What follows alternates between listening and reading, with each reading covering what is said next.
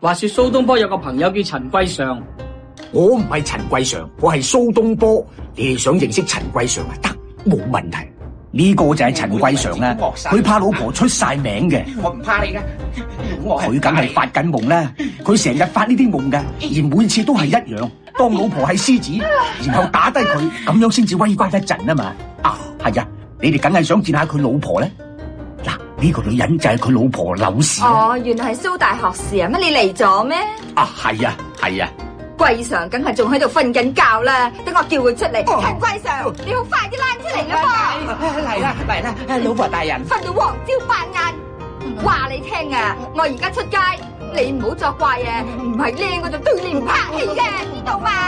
陳桂常呢個人雖然好怕老婆，但係佢好好客噶，仲養咗班歌女，經常陪人客一邊飲酒一邊聽歌睇跳舞。放心啦，佢出咗去噶啦，坐低欣賞下啦。咁都冇咁驚，真係好，真係好啊，跳得真係好啦。冇得閒啊！哎呀，走鬼啦！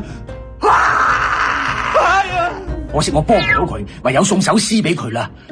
龍丘居士亦可憐，談空說有夜不眠，忽聞河東獅子哮，主將落手心茫然。可惡啊！你咁唱我啊！